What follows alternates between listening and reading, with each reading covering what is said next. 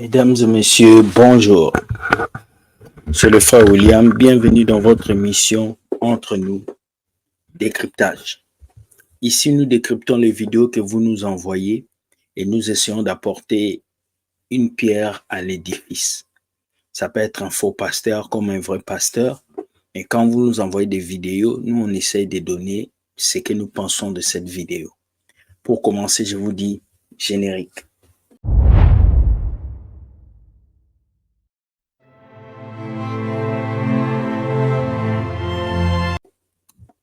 J'ai dit merci à toutes les personnes qui nous suivent dans le monde entier. Merci pour vos likes, pour vos partages. Cela fait toujours du bien. J'espère que ça va être un bon moment pour nous tous. Merci. Merci de bien suivre cette vidéo avec nous. Voilà.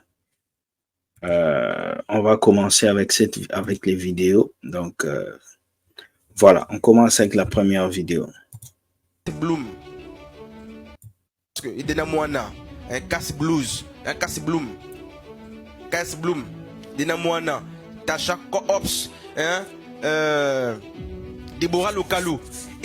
Vous les appelez les adorateurs de Dieu parce qu'ils font le gospel. Parce qu'ils sont connus. Sur Facebook, il y a ceux qui s'amusent même à dire Intel, c'est la vraie adoratrice, le vrai. Et nos adorateurs de Dieu. Je lis. Bon, si je parle sur les réseaux sociaux, on m'a dit que lui, il a parlé. Mais comment vous pouvez, sur la base du gospel, dire que Dena Moana, c'est la fille du Seigneur? Sur quelle base? Wow. Je n'ai rien contre elle, hein, c'est un exemple. Wow. Par rapport à quoi? Elle fait son commerce, elle vend sa musique, elle chante ses chants. Mais par rapport à quoi vous allez dire les adorateurs de Dieu? Est-ce qu'un adorateur, c'est celui qui chante? Non! Un adorateur de Dieu commence par l'amour. Avez-vous vu réellement l'amour de Dieu dans la... C'est vrai que quand on parle de l'adoration, beaucoup d'entre nous, on voit toujours la musique, le gospel, l'adoration. Mais l'adoration, c'est pas une question de musique. L'adoration, c'est pas une question de chorale. L'adoration, c'est une question de ta relation avec Dieu. L'adoration, c'est servir Dieu avec tout ton cœur. En fait, l'adoration, c'est donner gloire à Dieu, c'est remercier Dieu pour ce qu'il est. Aujourd'hui, l'adoration est limitée à la musique. L'adoration, ce n'est pas la musique. L'adoration, c'est totalement, c'est dévouer à Dieu, c'est donner sa vie à Dieu. L'adoration, c'est vivre pour Dieu et faire la volonté de Dieu. C'est ce que ce pasteur est en train de dire. Et il dit la vérité parce qu'aujourd'hui, dans le milieu chrétien, un adorateur, c'est celui qui chante. Donc, on voit des gens, parce qu'il a une belle voix, il commence à chanter. Parce qu'il a une voix extraordinaire, il commence à chanter. En fait, tu n'es pas adorateur parce que tu chantes. Tu es d'abord adorateur parce que ta vie honore Dieu, parce que tu vis dans la vérité, parce que tu as fui le péché. Lorsque Jésus dit, l'heure est déjà venue, où il est venu, où les vrais adorateurs adoreront le Père en esprit et en vérité. Ça, c'est un message fort parce que là, à travers ces messages, Jésus veut juste dire que l'heure est venue où la vérité va prendre la place, où nous allons adorer Dieu avec vérité et vie. Donc, je pense qu'un album ne peut pas définir un adorateur. Une chanson qui a fait 2 millions de vues ne peut pas définir un adorateur. Un adorateur, c'est bien plus que ça. Voilà. Dans la vie de ces gens qui viennent faire les concerts payants. Ok, il a dit quelque chose. Vous vu réellement l'amour de Dieu dans la vie de ces gens qui viennent faire les concerts payants? Ouais, concerts payants. Nuit et jour. Les gens pour télécharger même une musique, on demande le droit d'auteur. Tout est verrouillé. C'est vrai. Je me rappelle d'un ami qui chantait la parole, qui chantait Dieu.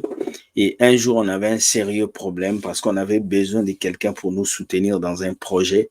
Et je l'ai appelé pour qu'il puisse nous soutenir. La réponse de ses frères m'avait choqué parce que ses frères m'avaient dit je ne peux pas chanter si vous ne me donnez pas de l'argent. Les frères m'avaient dit de lui donner $600 pour qu'il puisse chanter avec nous. Ça m'a fait mal, mais ça m'a touché. Donc, les adorateurs d'aujourd'hui ne sont vraiment pas des adorateurs. C'est peut-être des vendeurs. Ils vendent leurs CD, ils vendent leurs livres. Moi, je vous ai déjà dit, moi, je ne suis pas un pasteur, je ne suis pas un prophète, je suis un chroniqueur chrétien qui vient ici pour apporter des messages. Donc, c'est très important pour moi que vous puissiez comprendre. Je peux chanter pour Dieu, je peux tout faire, mais je ne peux pas aller à un niveau, je vais faire une carrière musicale. La musique, pour moi, c'est un don, c'est un talent, c'est pas une carrière. Alors, quand quelqu'un fait de l'adoration de Dieu une carrière où il gagne de l'argent, il y a un problème là-dedans. Parce qu'on ne vend pas la présence de Dieu. On ne vend pas la puissance de Dieu. On continue. Et ce sont les adorateurs. Quand ils sont présents, on tremble à cause des œuvres extérieures. Okay. Mais qui nous a convaincus sur la semence qui est tombée dans leur cœur et qui a pourri, qui a fait porter les fruits. Et Jean a dit, produisez les fruits dignes de la repentance. Ce sont ces fruits, n'est-ce pas, qu'on cherche. Ceux qui se sont repentis, qui ont accepté justement d'abandonner le vieil homme, ont un type de fruit qui les accompagne et qui rend témoignage d'eux. En fait, ce qui fait de toi un adorateur, c'est le fruit que tu dégages. C'est ta vie, le témoignage de ta vie. C'est ce que tu connais de Dieu, c'est l'histoire que tu as avec Dieu. C'est ça qui fait de toi un adorateur. Donc, l'adoration, c'est au-delà des chants, c'est au-delà des rythmes et des musiques. L'adoration, c'est vraiment ta vie que tu donnes à Dieu pour le servir. C'est fort. Frères et sœurs, que personne ne vous trompe, mais vous-même ne vous trompez pas au sujet de ce que vous êtes. Il n'est jamais trop tard de faire la circoncision comme Abraham. Dieu, quand il apprend la... Amen. C'est un très bon message. C'est un très bon message parce qu'aujourd'hui, l'évangile de Dieu est vendu. Aujourd'hui, l'évangile de Dieu est vendu et les gens ne prennent pas vraiment Dieu au sérieux. C'est ça que vous voyez, c'est que ce pasteur est en train d'expliquer. Tout le monde chante, hein. Tout le monde peut aller au studio enregistrer une chanson. Mais est-ce que tout le monde peut avoir le niveau d'un adorateur de Dieu comme David? Il y a beaucoup d'albums qui sortent. Est-ce que ces albums touchent des cœurs? Est-ce que ces albums ramènent des gens à Christ? Point d'interrogation. Voilà. La deuxième vidéo, c'est toujours le même pasteur. C'est quelqu'un qui m'a envoyé ces vidéos. Je ne le connais pas, mais j'ai reçu les 2 vidéos, alors je vais parler de la deuxième vidéo. Vous prenez l'église africaine. Lorsque vous... Attends, il n'y a qu'en Afrique qu'un serpent vivant sort du ventre en pleine délivrance. Ben oui, il n'y a qu'en Afrique, bien sûr. Tu penses qu'un serpent va sortir au Canada? Jamais. Ils vont accuser ce pasteur de sorcellerie. Il ira en prison en même temps. On écoute un peu. Il dit des vérités. Vous prenez l'église africaine. Lorsque vous prenez l'église africaine, entre parenthèses, c'est dans l'église africaine qu'on vend l'eau, qu'on vend les mouchoirs, qu'on tombe tout le temps, qu'on s'agite tout le temps, qu'on parle tout le temps, qu'on voit les sorciers de famille tout le temps. Voilà. C'est dans les églises africaines qu'on vend l'eau tout le temps, qu'on tombe en transe tout le temps, qu'on voit les sorciers tout le temps. Et c'est vrai.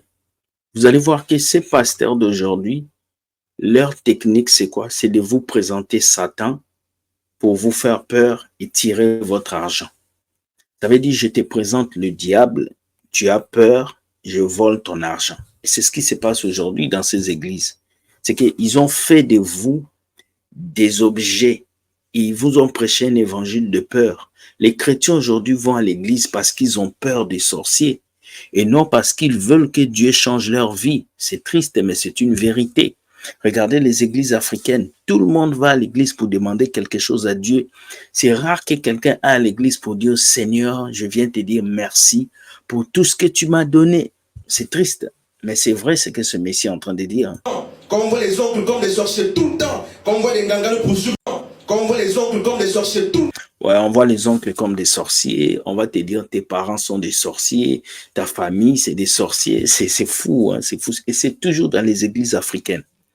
Je suis allé dans les églises des Blancs, ici au Canada, et je n'ai jamais vu un endroit où un pasteur au Haïti va dire à quelqu'un, tes parents sont des sorciers. Il y a même une église où je suis allé, là-bas, le pasteur dit, on n'a rien à voir avec le diable. Il m'a fait rire. Il dit, là-bas, on ne chasse pas le diable. Quand tu vis dans la sanctification, le diable ne peut pas te toucher. Ben, je ne sais pas. Moi, c'est seulement ce que j'ai entendu, je suis sorti de cette église. En tout cas, il y a beaucoup de doctrines. Je pense que chez nous, les Africains, on est un peu à l'excès dans cette histoire de délivrance. Quand on voit les gangalos poursuivre tout le temps, c'est l'église africaine. Alors, pourquoi, si ce sont les œuvres de Satan, pourquoi en Europe, ça ne se passe pas de la même manière? Pourquoi en Asie, ça ne se passe pas de la même manière? Pourquoi à l'Orient, ça ne se passe pas de la même manière? Pourquoi en Australie, ça ne se passe pas de la même manière? Si Satan, c'est le même Satan, pourquoi il n'y a que dans notre église africaine que les serpents mensongers sortent du ventre? C'est faux, ça ne peut pas être vrai. C'est faux. Voilà, c'est faux, ça ne peut pas être vrai. Un serpent ne peut pas sortir du ventre d'une femme. Et voilà, elle est délivrée du serpent. C'est une bêtise. C'est une bêtise. Quand vous allez dans une église où les crapauds sortent du corps, Dieu a créé les crapauds pour qu'ils puissent vivre sur la terre. Toi, le crapaud sort de ton corps, le serpent sort de ton corps, le mouton sort de ton corps. Mais il y a un problème.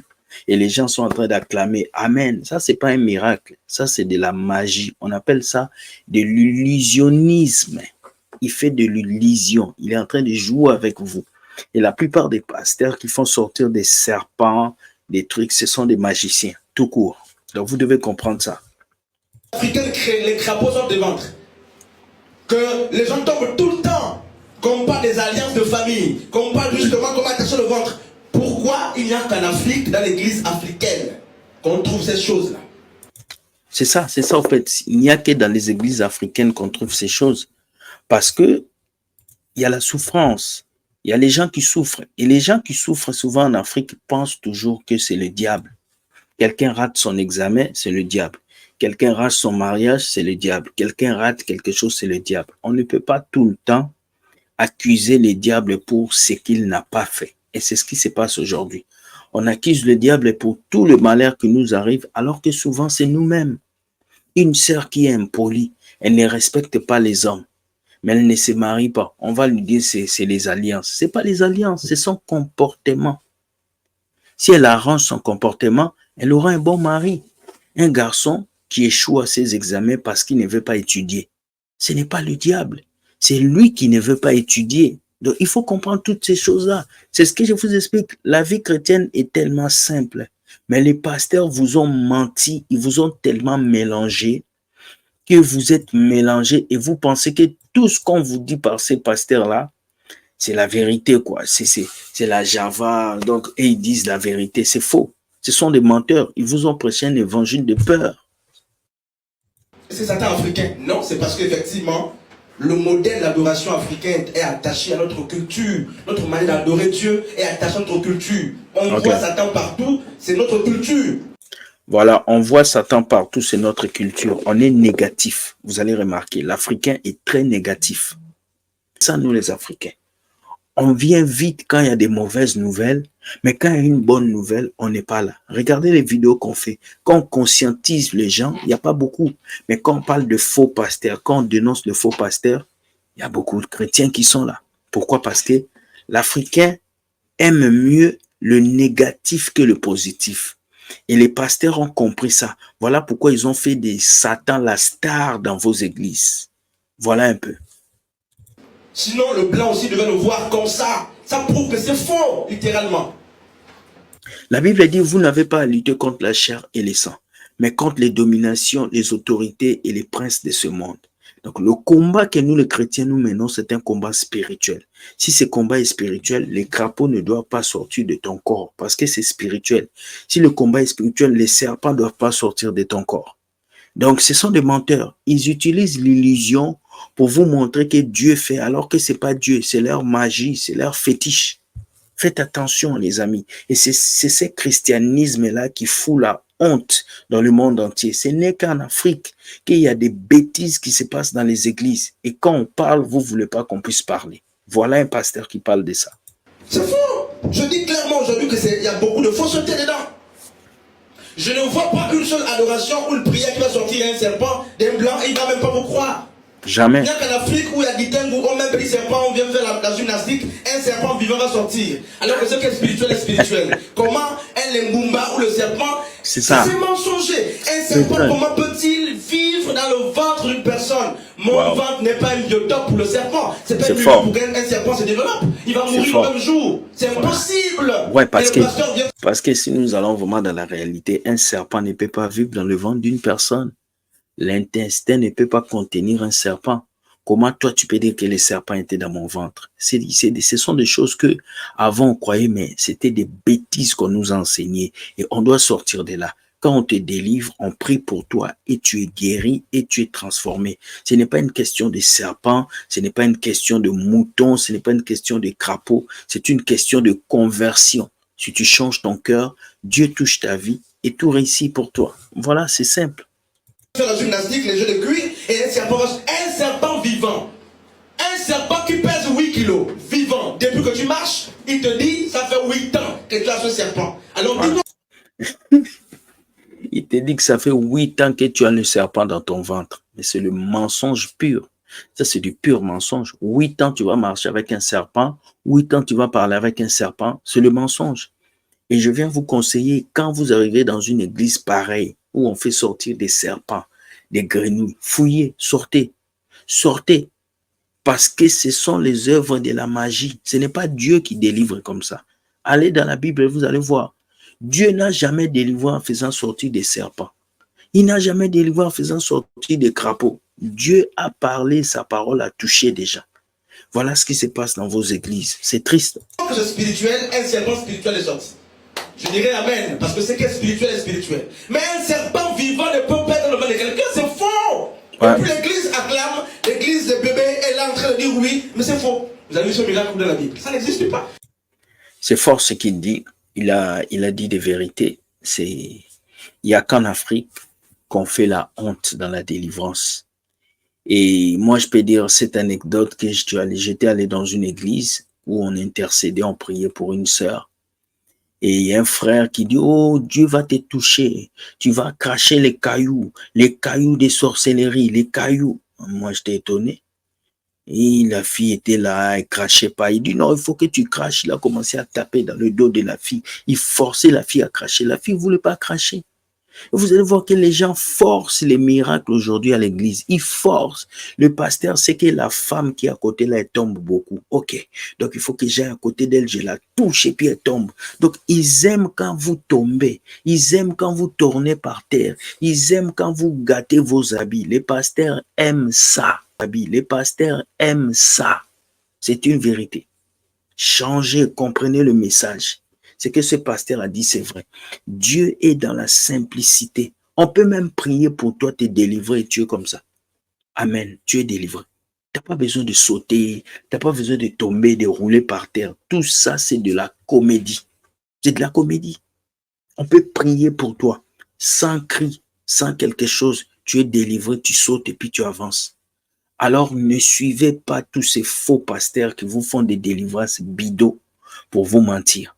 La Bible dit, dans les derniers temps, les gens laisseront la foi pour s'accrocher à des doctrines des démons. Dans les doctrines des démons, il y a la cabale juive. Dans les doctrines des démons, il y a les faux miracles comme ça, où ces gens-là font sortir des crapauds et des serpents dans vos ventres. Si on t'a fait ça dans une église, je vais te dire, cherche la face de Dieu. Je t'assure. Une fois, nous sommes allés dans une église africaine et on a attrapé un pasteur sorcier. Et le pasteur est de l'église. Hein. Le prophète vient prêcher dans cette église et il pointe du doigt à un frère. Il dit, toi frère, tu es sorcier. Mais le frère, c'est un modérateur. Le frère, il chante à l'église. Mais s'il est sorcier, le pasteur n'avait pas vu la sorcellerie en lui. Donc, c'est le prophète qui est venu voir la sorcellerie. Ça a tapé poteau. Parce que même le pasteur n'était plus d'accord et tout le monde était étonné. Donc, pour vous dire que faites très attention, surtout les églises africaines. Aujourd'hui, en Occident, partout, les églises africaines sont des églises qui sont bâties sur la séparation, la division. Le pasteur adjoint n'aime pas le pasteur principal. Ils se sont disputés, chacun prend ses fidèles, chacun crée son église. Et il faut voir la source de cette église, comment ça a été créé. Est-ce que le pasteur a un bon cœur? J'espère que ces deux vidéos vous ont touché. Dites-moi ce que vous pensez de ces deux vidéos. La première vidéo sur les chantres. Est-ce que les chantres doivent vendre leur CD ou pas? Je ne sais pas moi. Essayez d'écouter. Et la deuxième vidéo sur cette histoire de serpents, de délivrances bizarres qui se passent dans les églises. C'est triste, mais c'est une vérité et on doit toujours en parler. Donc, likez et partagez la vidéo. Je vous aime, je vous souhaite de passer un très bon week-end. Dieu gagne toujours. Si vous avez des vidéos à m'envoyer, voici mon email ici. Écrivez-moi ici, c'est mon email. Je vais venir, je vais lire et je vais préparer des vidéos. On se voit ce soir pour le live de ce soir, un live puissant qui aura pour titre les 7 lettres aux églises. Ce soir, c'est la 6e lettre que nous allons étudier. Soyez bénis, je vous aime les amis. Voici une vidéo pour vous partager. Que Dieu vous garde.